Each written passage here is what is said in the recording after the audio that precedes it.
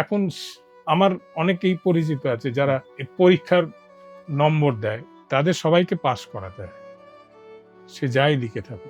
আচ্ছা, মানে আমাদের সময় যেমন ফেলটেল ছিল সেগুলো এখন নেই আর। না, কারণ এটা কিন্তু দরকার ছিল, কারণ এই যে পড়াশোনার মধ্যে যে গভীরতাটা সেটাও তো দরকার না। আমি যদি কিছু না পড়ে পাস করে যাই, এই যদি আমি আর্ট কলেজে পড়ে আমি কিছু না করে যদি ফার্স্ট হয়ে যাই, তাহলে তো এটা বেরোবে না। কি হবে? এটা হবে না। সুতরাং এইটা দরকার আছে যে কম্পিটিশনটার দরকার আছে, সে আর্ট কম্পিটিশনই হোক আর পড়াশোনার কম্পিটিশনই হোক। তাহলে স্যার কেন স্যার এগুলো তুলে দেওয়া হয়? বাম আমলে আমি দেখেছি একটা ক্লাস অবধি ইংরেজি পড়া বন্ধ করে দিয়েছিল জ্যোতি বসুর সময়। 5 এর পর থেকে মানে আমরা হ্যাঁ। পেয়েছি। ও তুমিও ছিলে তখন? হ্যাঁ। যেহেতু সরকারি স্কুল। হ্যাঁ, কিন্তু তাদের ছেলেমেয়েরা কিন্তু হ্যাঁ, বড় বড় স্কুলে পড়ছে, ইংরেজি স্কুলে। সেটাই।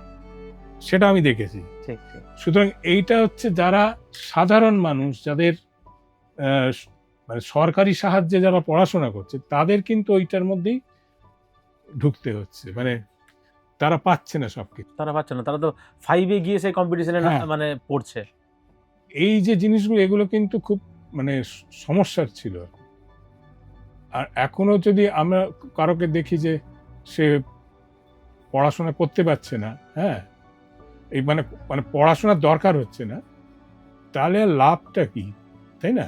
মানে শুধু আমি কিছু না করেই পাস করে গেলাম, এটাতে কিছু দাঁড়াবে না শেষ অবধি। মানে এরা আর নতুন কিছু তৈরি করতে পারবে না। মানে আপনি বলছেন নেক্সট জেনারেশনের। না, এখন তো যারা বাবা মা ঠিক স্কুলে পড়াচ্ছে, মানে প্রাইভেট স্কুলে পড়াচ্ছে, তারা কিন্তু কোনো প্রবলেমে পড়বে না, আর তারা সব বিদেশে চলে যাচ্ছে ছেলেপুলেরা। সেইটার জন্য একটা আলাদা ফ্যাক্টর, সেটা কিন্তু আমাদের যারা গরিব মানুষ, তারা যারা সরকারি স্কুলে পড়ছে বা সরকারি সাহায্য পাচ্ছে, তারা কিন্তু শেষ অবধি কি করবে আমরা বুঝতে পারছি না।